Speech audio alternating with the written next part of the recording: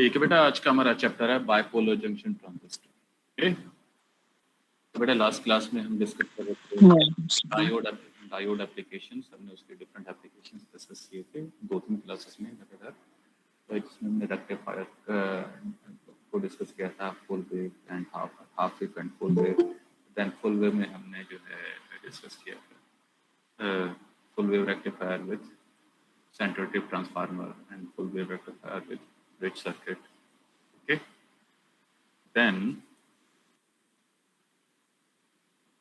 Then हमने diode limiters, diode clampers और voltage multipliers discuss किए थे। वो चैप्टर कंप्लीट हो गया था। आज हम न्यू चैप्टर स्टार्ट कर रहे हैं जिसमें हमने सर वॉइस स्लो आ रही है बहुत आपकी।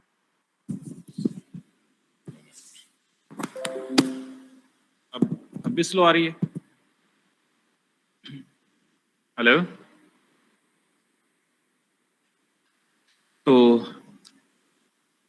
आज हम जो है अच्छा बीच में एक चैप्टर हमने स्किप किया, वो डायोड स्पेशल पर्पस डायोड से मुतल्लिक था। क्योंकि हमारे पास टाइम कम है, जून के एंड तक क्लासेस चलेंगी, तो मैंने ज़रूरी समझा कि हम डायोड को स्किप करके, स्पेशल पर्पस डायोड को स्किप करके ट्रांजिस्टर पर आ जाएं। ठीक है, ये बड़ा ही इंपॉर्टेंट टॉपिक है, न सिर्फ एग्जाम के पॉइंट ऑफ व्यू से बल्कि लर्निंग के पॉइंट ऑफ व्यू से भी। आपको ट्रांजिस्टर्स के बारे में सफिशिएंट नॉलेज होनी चाहिए। ओके, तो ये आज आप, वैसे आपने मैट्रिक और इंटर में जो है फिजिक्स में ट्रांजिस्टर के बारे में कुछ ना कुछ लाजमी पढ़ा होगा, टीचर्स ने आपको बताया होगा, बट आज आप थोड़ा और डिटेल के साथ ट्रांजिस्टर के बारे में यहाँ पर डिस्कस करेंगे। ठीक है, आपकी नॉलेज में इंशाल्लाह ताला काफ़ी ज़्यादा इजाफा होगा।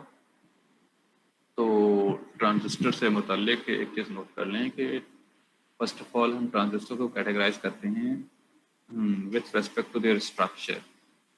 तो दो तरह के ट्रांजिस्टर्स होते हैं। एक होते हैं फील्ड इफेक्ट ट्रांजिस्टर्स, ये, और दूसरे होते हैं, अगर हम ब्रॉडली कैटेगराइज करें, वो कहलाते हैं बीजेटी ट्रांजिस्टर। जो बीजेटी ट्रांजिस्टर्स होते हैं ये करंट ड्रिवन होते हैं, बहुत ज़्यादा पावर कंज्यूम करते हैं। लेकिन जो एफईटी ट्रांजिस्टर्स होते हैं ये बहुत little, very little power consume करते हैं। इसीलिए जितने भी आईसीज हैं, और से सुनिएगा, जितने भी आईसीज हैं, चाहे आपका प्रोसेसर हो, जो भी हो, उन सब में बीजेटी ट्रांजिस्टर का भी यूज़ नहीं होता, उन सब में एफईटी ट्रांजिस्टर यूज़ होता है। बीजेटी ट्रांजिस्टर्स के भी एप्लीकेशंस हैं आजकल, जहां अब आपके यूपीएस वगैरह में वहाँ पर बीजेटी ट्रांजिस्टर लगे होते हैं, जहाँ ज़्यादा पावर कंजम्पशन होता है वहाँ पर बीजेटी ट्रांजिस्टर लगे होते हैं। लेकिन ये जो एफईटी ट्रांजिस्टर्स हैं ये ज़्यादातर आईसीज में यूज़ होते हैं, इंटीग्रेटेड सर्किट्स में यूज़ होते हैं। अच्छा, दूसरा BJT transistor, how to does transistor works, इस चीज़ को अंडरस्टैंड करने के लिए लैब्स में यूज़ होते हैं। तो आमतौर पर आप वर्ल्ड वाइड जो भी बुक पढ़ना चाहेंगे, तो जब भी कोई टीचर, वर्ल्ड वाइड में बात कर रहा हूँ, आपको ट्रांजिस्टर समझाना चाहेगा, वो सबसे पहले आपको बीजेटी के बारे में समझाएगा। बीजेटी के बारे में जब आपका पूरा कॉन्सेप्ट क्लियर हो जाएगा, तो उसको रेप्लिका, उस नॉलेज का रेप्लिका वो as it is field effect transistor पे अप्लाई कर देगा। थोड़ा बहुत माइनर वेरिएशंस होगा जिसको आप इजीली अंडरस्टैंड कर लेंगे। ठीक है, तो वर्ल्ड वाइड जो भी बुक उठाएं उसमें बीजेटी से ही स्टार्ट किया जाता है। मैंने आपको शुरू में एफईटी का नाम भी बता दिया, लेकिन आमतौर पर जब बीजेटी समझाने के बाद फिर फील्ड इफेक्ट ट्रांजिस्टर के बारे में बताया जाता है। तो सवाल ये है कि ये बीजेटी को बीजेटी कहते क्यों हैं, बाइपोल जंक्शन ट्रांजिस्टर क्यों कहा जाता है? कल जिस तरह कुछ लोग पूछ रहे थे ना सर, ये आपने पोलैरिटी का वर्ड यूज किया है, तो ये देखिएगा, ये ट्रांजिस्टर का आपके पास ये कंस्ट्रक्शन है, ये ट्रांजिस्टर की कंस्ट्रक्शंस है, ये मेटल कॉन्टैक्ट्स हैं, यहाँ पर मेटलाइज्ड कॉन्टैक्ट्स। ओके, 3 कॉन्टैक्ट्स हैं, और से देखिएगा आपको नजर आए। ये जो कॉन्टैक्ट है, ये 2 कॉन्टैक्ट ये बेस से कनेक्टेड हैं। अच्छा सॉरी, ये कॉन्टैक्ट आपका बेस से कनेक्टेड है, ये कॉन्टैक्ट आपका इमिटर रीजन से कनेक्टेड है, और ये कॉन्टैक्ट आपका कलेक्टर रीजन से कनेक्टेड है। अब गौर से देखिएगा कि ये जो, अच्छा आपको मेरा कर्सर नजर आ रहा है? Hello, yes sir. 1 मिनट, ये मैंने थोड़ा और सुन कर लिया। ये देखिएगा, ये 3 regions हैं, this is called emitter region, this is called base region and this is called collector region. मैं आज आपको ये, और ये कहलाता है सबस्ट्रेट जिस पर ये बना होता है ऑक्साइड। तो अब ये सवाल मैं आपको ये तक एक्सप्लेन करूंगा कि हम इसे, इन रीजन्स को इमिटर और कलेक्टर रीजन्स कहते क्यों हैं। ठीक है, अच्छा इसी के स्ट्रक्चर को अगर आप देखें तो ये इस तरह से नजर आता है। ये बेसिक एपिटैक्सियल प्लेन स्ट्रक्चर है, एपिटैक्सियल प्लेन, ठीक है। और फिर ये आपके पास जो है ना आमतौर पे इसकी लॉजिकल ब्लॉक डायग्राम इस तरह से बनाकर दिखाई जाती है। जब भी आप देखेंगे आमतौर पे बुक्स में ये वाला डिजाइन का है, आपको कमी मिलेगा, ये मिलता है कि ये एन रीजन है, ये एन रीजन है, ये पी रीजन है, ये पी रीजन है, ये पी रीजन है, ये एन रीजन है। या तो टू एन रीजन के इन बिटवीन पी रीजन को सैंडविच किया जाता है, या टू पी रीजन के इन बिटवीन एन रीजन को सैंडविच किया जाता है। ये ट्रांजिस्टर कहलाता है एन पी एन ट्रांजिस्टर, और ये कहलाता है पी एन पी ट्रांजिस्टर। गौर से सुनिएगा ये दोनों। जी बेटा। सर स्टूडेंट्स को क्लास में कर लीजिए, मैसेजेस आ रहे हैं सबके। अच्छा,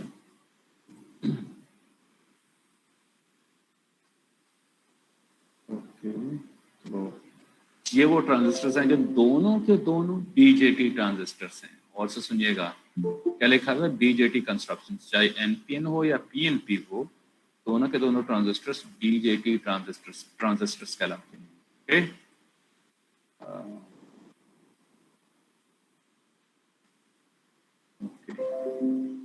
तो फर्क क्या है यहाँ पर, जिस तरह आपने इससे पहले, जब मैंने आपको डायोड से पहले बताया था ना कि सेमीकंडक्टर्स के बारे में, कि प्योर सेमीकंडक्टर इंट्रिंसिक मटेरियल कहलाता है, उसकी कंडक्शन कम होती है। आप उसकी कंडक्शन को सफिशिएंटली इन्हांस करने के लिए क्या करते हैं, उसमें डॉपिंग करते हैं, उसमें इम्प्योरिटीज मिक्स करते हैं ग्रुप 3 या ग्रुप 5 से, ताकि उसकी कंडक्शन बढ़ जाए। ऐसा ही था, जब आप कंडक्शन बढ़ाते हैं तो फिर जाहिर है कि बिकॉज ऑफ डॉपिंग कुछ extra additional charge carriers generate होते हैं।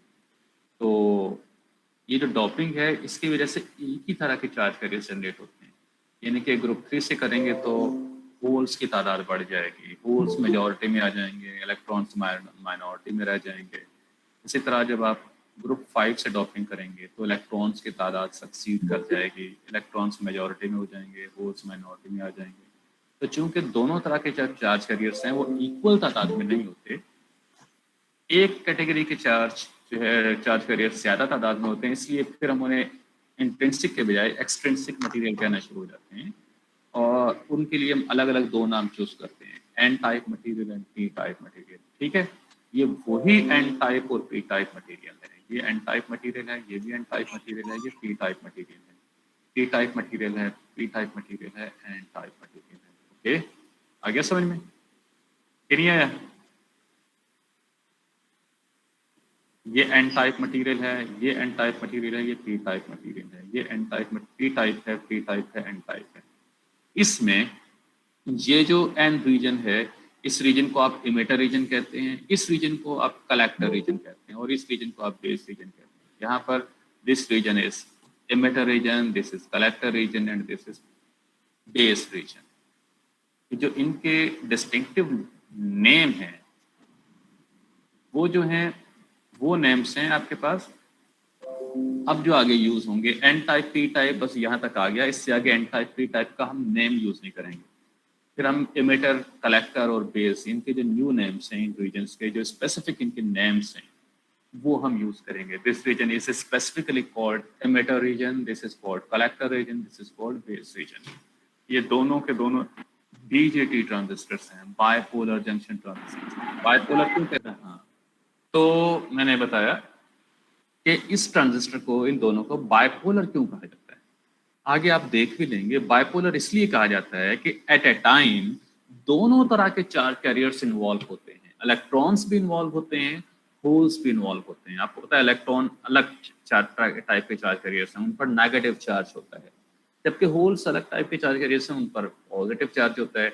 पॉजिटिव को हम एक पोल लेते हैं, नेगेटिव को दूसरा पोल लेते हैं। क्योंकि दोनों तरह के charge carriers eight a time involve होते हैं, इसलिए इनको हम बायपोलर कहते हैं। क्यों कहते हैं बायपोलर?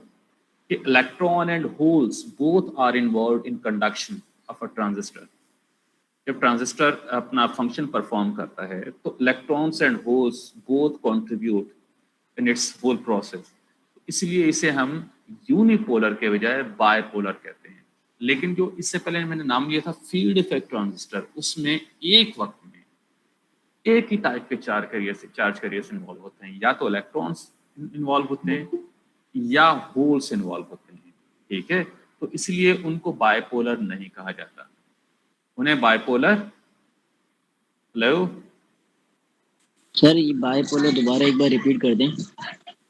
मैंने कहा कि जो फील्ड इफेक्ट ट्रांजिस्टर्स है ना बेटा, उनका स्ट्रक्चर इस तरह का होता है कि या तो उनमें यानी कि जब मैन्युफैक्चरिंग के वक्त तय कर लिया जाता है कि इसमें जो कैरियर्स होंगे, चार्ज कैरियर्स, कौन से वाले चार्ज कैरियर्स इन्वॉल्व होंगे कंडक्शन में, इसीलिए उनकी फिर टाइप बन जाती है। जिस तरह यहाँ ठीक है ना कि तो वहां पर कि या तो इलेक्ट्रॉन्स यूज होते हैं या होल्स यूज होते हैं, दोनों एक साथ यूज नहीं होते। जबकि ये जो ट्रांजिस्टर्स हैं इनमें आप आगे देखेंगे at a time electrons and holes दोनों टाइप के चार्ज कैरियर्स इन्वॉल्व होते हैं ट्रांजिस्टर की फंक्शनिंग में। अकेले इलेक्ट्रॉन्स भी काम पूरा नहीं कर सकते और अकेले होल्स भी काम पूरा नहीं कर सकते। ठीक है, एट ए टाइम दोनों टाइप के चार्ज कैरियर्स इन्वॉल्व होते हैं। जिस तरह आपने देखा था ना कि डायोड का ऑपरेशन में क्या होता है, एक तरफ होल्स होते हैं, दूसरी तरफ इलेक्ट्रॉन्स होते हैं। कंडक्शन कैसे होती है, अभी मैं आपको वापस वहीं ले जाता हूँ समझाने के लिए, ताकि कंफ्यूजन है आपका वो बिल्कुल क्लियर हो जाए। Current in semiconductors. अच्छा ये देखिएगा बेटा इधर,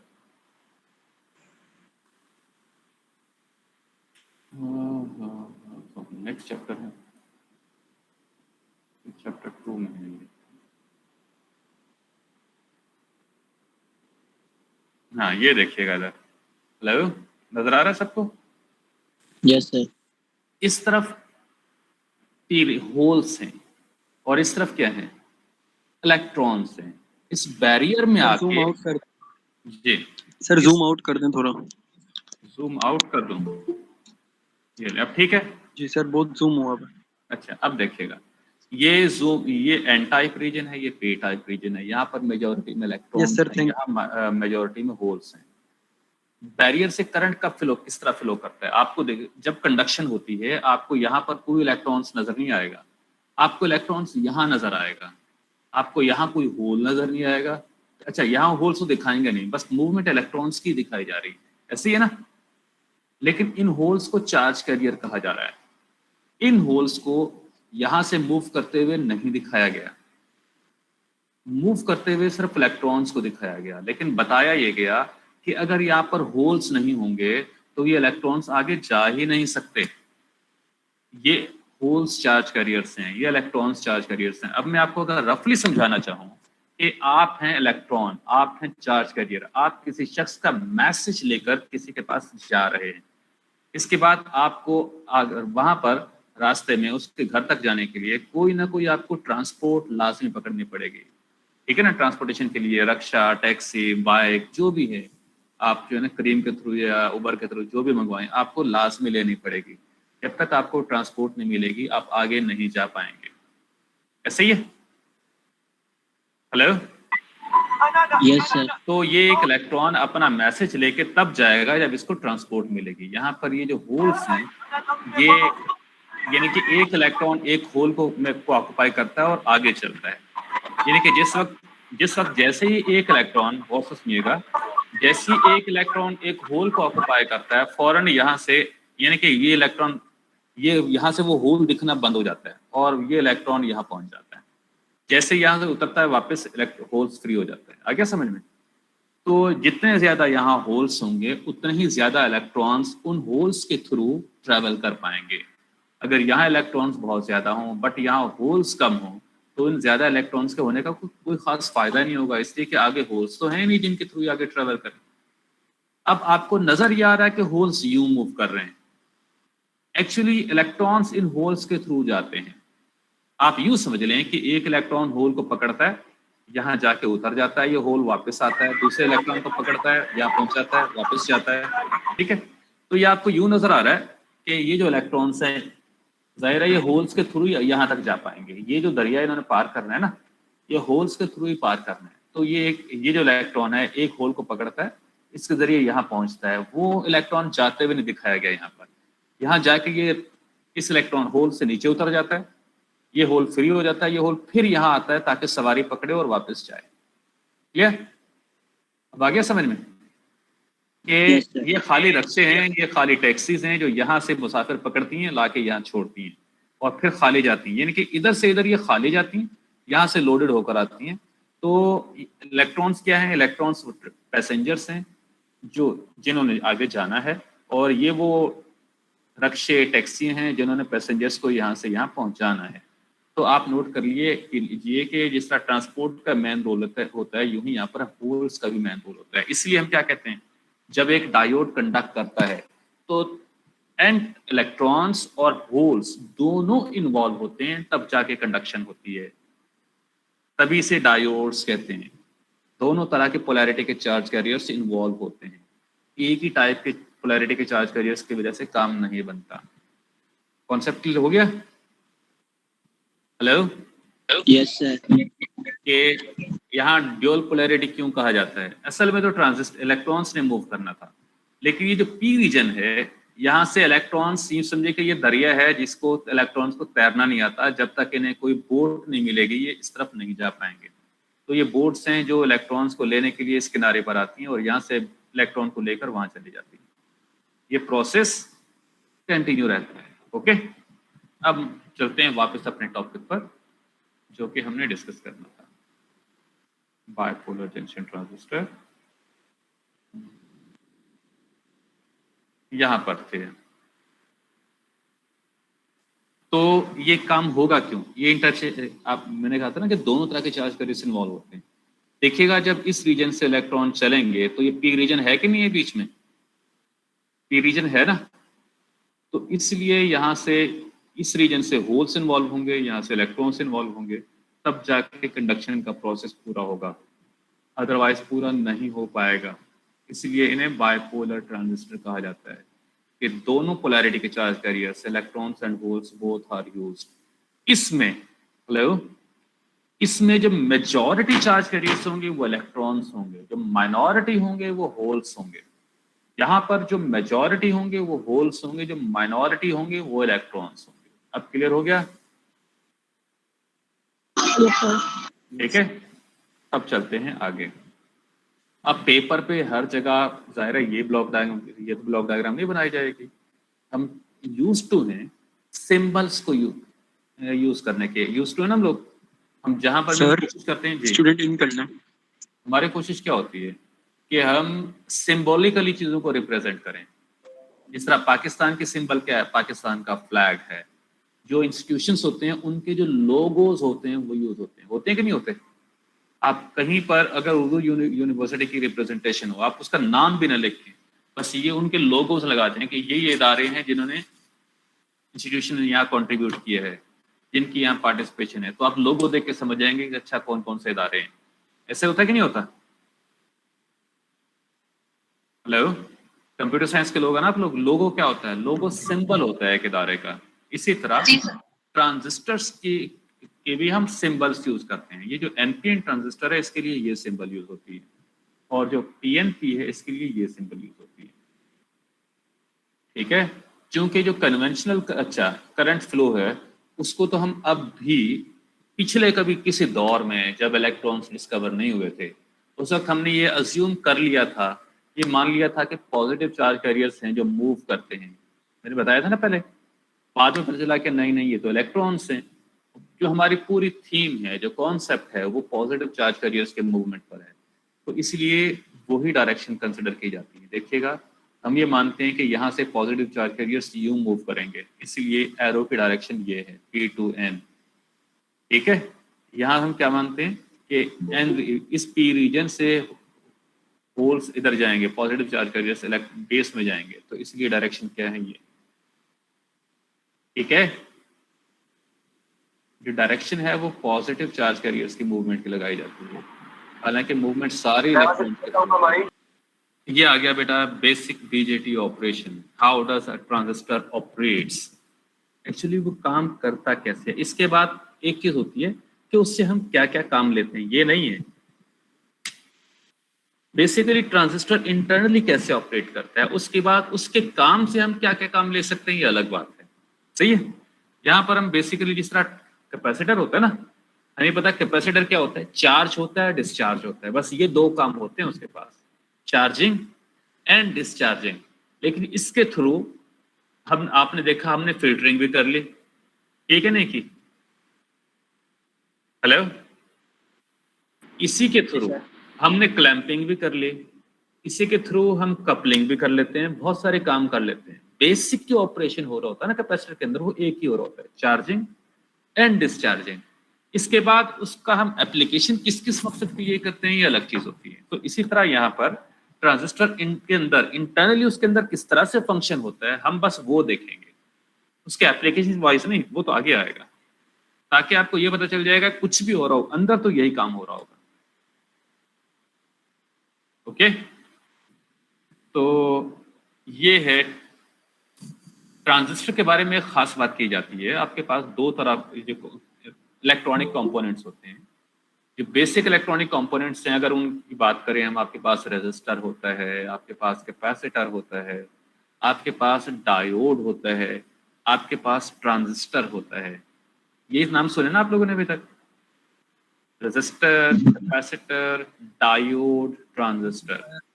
ये जो रेजिस्टर एंड कैपेसिटर हैं ये इलेक्ट्रिकल के भी कंपोनेंट कहलाते हैं, लेकिन जो डायोड एंड ट्रांजिस्टर है ये प्योरली इलेक्ट्रॉनिक्स के कंपोनेंट कहलाते हैं। इलेक्ट्रॉनिक्स आता ही नाम वहां पर है जहां पर सेमी कंडक्टिंग मटेरियल आ जाए, जहां पर वो तमाम अप्लायंसेस जिनमें वो कंपोनेंट्स यूज होते हैं जिनमें सेमी कंडक्टिंग मटेरियल यूज होता है, वो इलेक्ट्रॉनिक्स की डिवाइस अप्लायंसेस कहलाती हैं।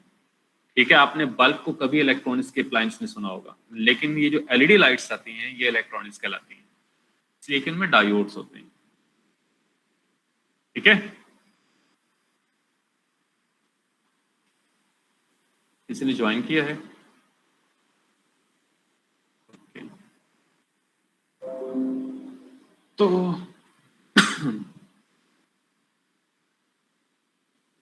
तो ये जो ट्रांजिस्टर है इसके बारे में कहा जाता है कि ये एक्टिव कंपोनेंट है। ये क्या कौन सा कंपोनेंट है ये? हेलो? Active component. और बाकी जो कंपोनेंट्स हैं वो पैसिव कंपोनेंट्स हैं। अब मैं आपको एक्टिव और पैसिव का डिफरेंस बताता हूँ। लेट्स से कि आप में से कितने लोग हैं जो जॉब करते हैं, जिनके पास खुद की पॉकेट मनी, अपने पैसे होते हैं? सर पॉकेट अपनी होती है। पॉकेट अपनी होती है। चलो लेट्स से कि आपकी पॉकेट में इस वक्त करंटली आपकी पॉकेट में कोई पैसे नहीं है, खाली पॉकेट है। Deep pocket. डीप पॉकेट नहीं, डीप नहीं कहें, एम्प्टी पॉकेट है कि आप खाली जेब है इस वक्त। ठीक है, और आपकी कोई आंटी, कोई टीचर आपसे कोई सामान मंगवाता है कि जाइए आप ये ला कर दे दें।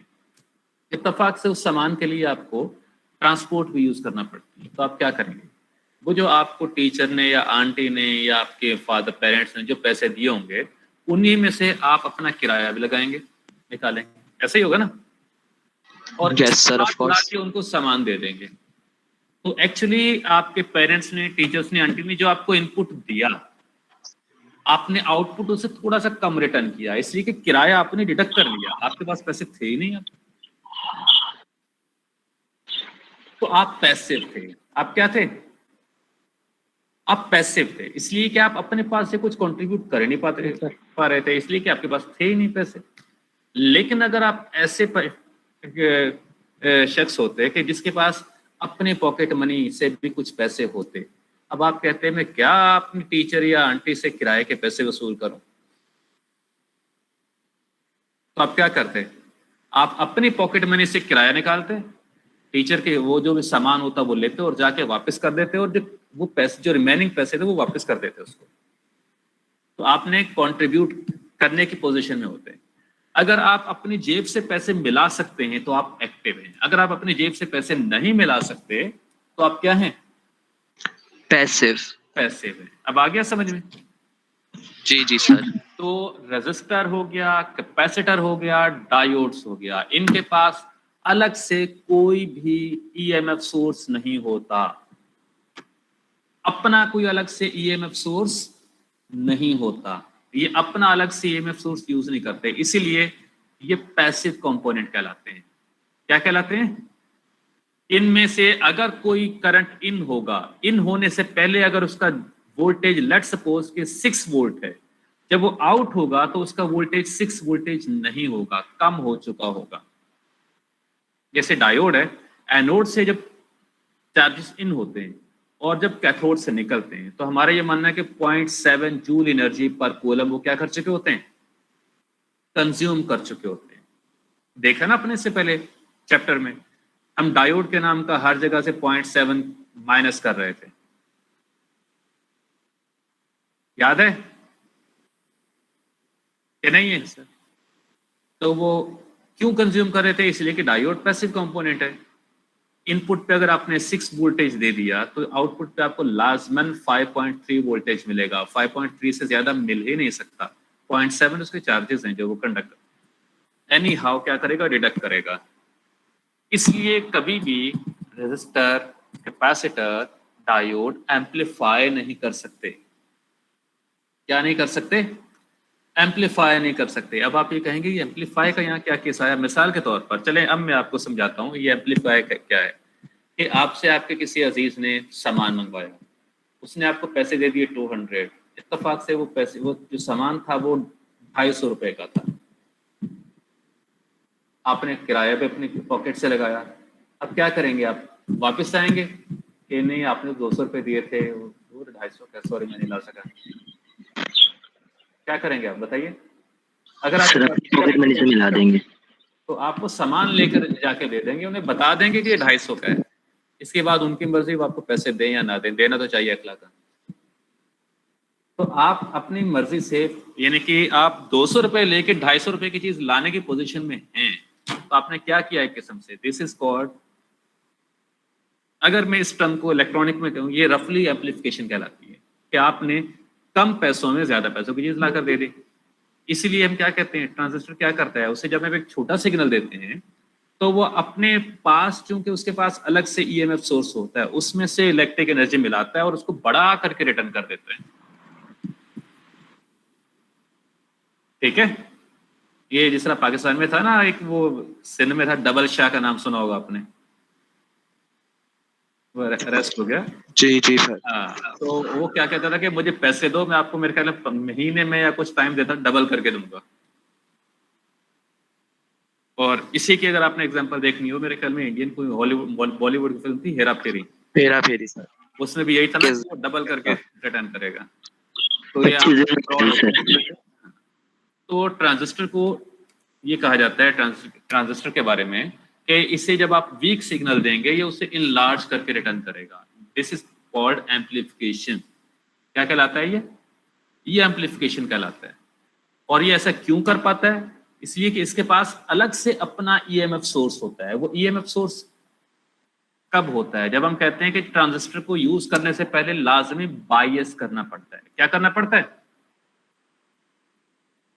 हेलो, इस तरह डायोड को बायस करते हैं ना, फॉरवर्ड बायस, रिवर्स बायस करते हैं कि नहीं करते? जी जी सर, करते हैं ना। तो एक मिनट, ये किसी के पास स्क्रीन नहीं है जरा,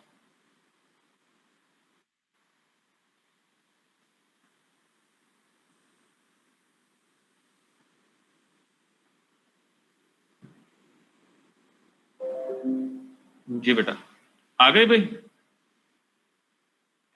यस सर। चले, तो मैं बता रहा था कि, क्या बता रहा था मैं इससे पहले? एम्पलीफाइड करता है कि जो डायोड है, हाँ मेरे ख्याल में डायोड के बारे में कोई बात बताने वाला था मैं। जी सर, आप Yes, sir, डायोड हाँ, को बायस कि वगैरह डायोड को करते हैं। आप जिस तरह बायस करते हैं ना, फॉरवर्ड बायस या रिवर्स बायस, यही तभी वो काम करता है। यूं ही ट्रांजिस्टर को प्रॉपरली बायस किया जाता है, उसके बाद जाके वो एम्पलीफिकेशन का प्रोसेस करता है, अदरवाइज नहीं करता। प्रॉपरली बायस करने का मतलब ये है कि उसे एडिशनली पैसे दे दो कि ये आपकी पॉकेट मनी है, ये आप उसे एडिशनली आप ईएमएफ सोर्सेज दे दो कि ये आपके पास एक्स्ट्रा एनर्जी पड़ी हुई है, जब भी सिग्नल आए उसके मुताबिक आप अपने पास से इसमें ऐड करके बढ़ा के रिटर्न करना। ओके, अब ये देखिएगा, ये बायसिंग है। ट्रांजिस्टर जब भी एज एन एम्पलीफायर यूज किया जाएगा उसे पहले प्रॉपरली बायस किया जाएगा। देखिएगा, ये जो ट्रांजिस्टर है, इसके जब इसकी ऑपरेशन इसका ऑपरेशन देखते हैं तो एक्चुअली इसके फंक्शनिंग को हम 2 पार्ट्स में डिवाइड कर लेते हैं। एक पार्ट इनपुट पार्ट कहलाता है, दूसरा पार्ट आउटपुट पार्ट कहलाता है। आप गौर से देखिएगा, इनपुट पार्ट पर भी एक ईएमएफ सोर्स लगा हुआ है, आउटपुट पार्ट पर भी एक ईएमएफ सोर्स लगा हुआ है। ये बैटरी जो है ना, ये ईएमएफ सोर्स है, ये बैटरी इसको बायस करती है, ये बैटरी इसको बायस करती है, ये बैटरी इसको बायस करती है, ये बैटरी इसको, यानी कि इनपुट साइड से ये बैटरी बायस करती है, आउटपुट साइड से ये बैटरी बायस करती है। ये बैटरी है जिसके पास इजाफी पावर होता है, जो ट्रांजिस्टर को एज पर रिक्वायरमेंट प्रोवाइड करती है ताकि ये एम्पलीफाई कर सके। क्लियर? Hello sir. तो अब एक, हाँ अच्छा, अब जैसा कि यहाँ पर आपने ब्लॉक डायग्राम में देखा था, कितने पीएन जंक्शन बन रहे हैं इस ट्रांजिस्टर में, यानी कि कितने डायोड हैं एक ट्रांजिस्टर के अंदर, मैं ये सिंपली पूछना चाह रहा हूं। डायोड, यहां से आपको और क्लियर हो रहा है, पी एन, तो जब दो रीजन करेंगे वहां क्या बन जाएगा, डायोड बन जाएगा, पीएन जंक्शन बन जाएगा। एक रीजन ये रहा, एक जंक्शन ये रहा, एक जंक्शन ये रहा, ये ठीक है, ये भी पीएन जंक्शन है और ये भी पीएन जंक्शन है।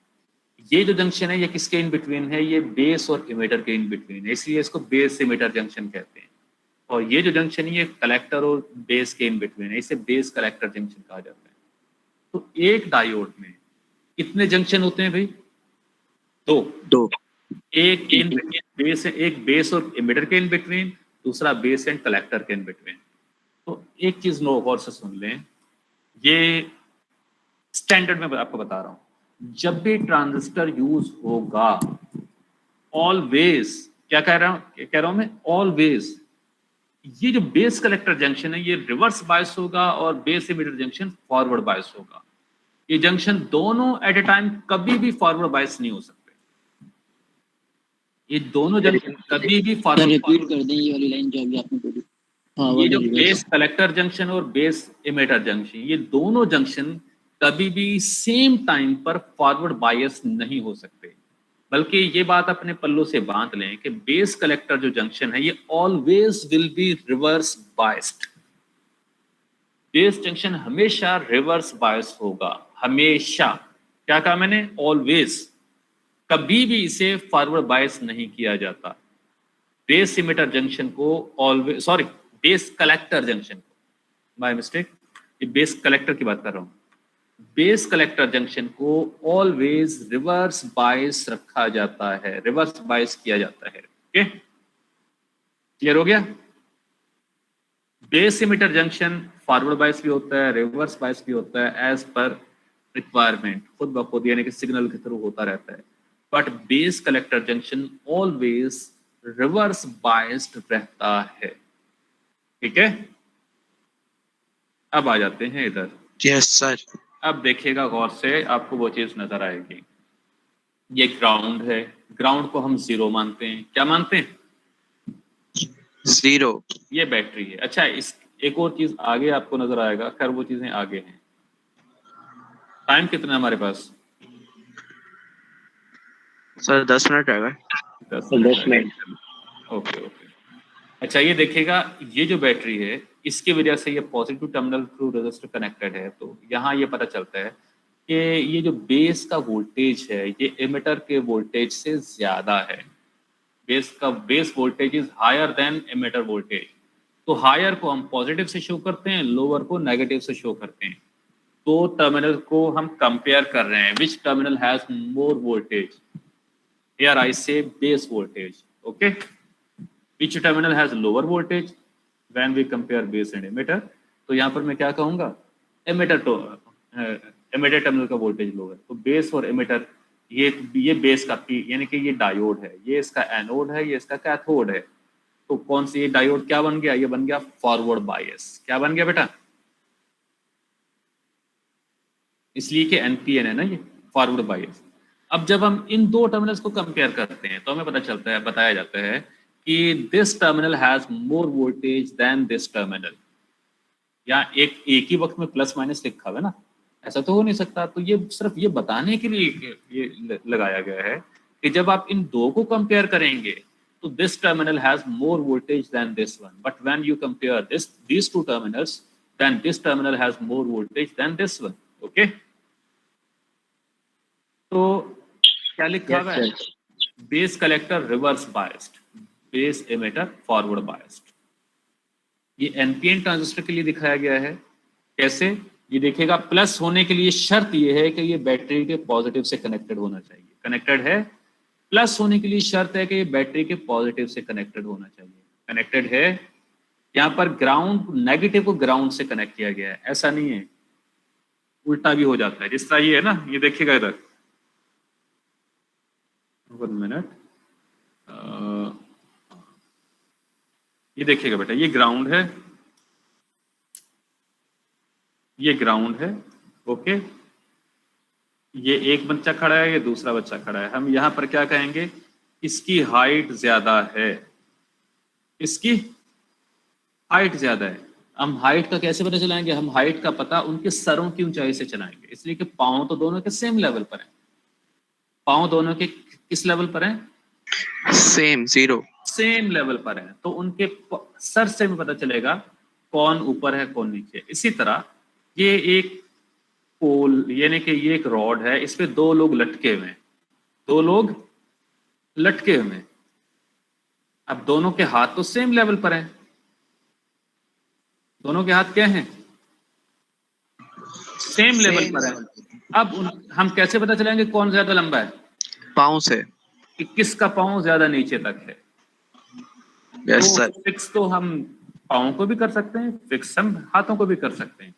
अगर पाँव फिक्स हैं तो सर से पता चलेगा, अगर हाथ फिक्स हैं तो पाँव से पता चलेगा। तो यहाँ गौर से देखिएगा, यहाँ नेगेटिव टर्मिनल को ग्राउंड किया गया तो पॉजिटिव से पता चलता है। यहाँ पर किसको ग्राउंड किया गया है? पॉजिटिव को। तो अब नेगेटिव, ठीक है ना, देखिएगा बैटरी का पॉजिटिव ग्राउंड, यहाँ बैटरी का नेगेटिव ग्राउंड है, बैटरी का नेगेटिव ग्राउंड है।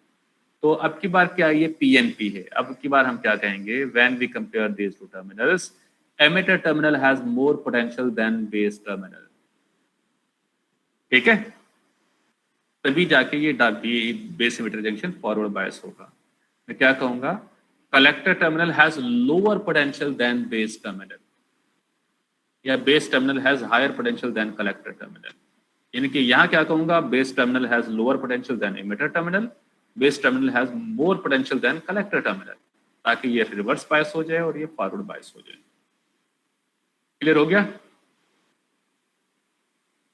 कि नहीं हुआ? Yes sir. देखिएगा, प्लस प्लस प्लस, तीनों प्लस ग्राउंडेड है, मतलब तीनों सेम लेवल पर हैं। ठीक है, अब इनकी हम नेगेटिव टर्मिनल से पता चलाएंगे किसका पोटेंशियल ज्यादा है, किसका कम।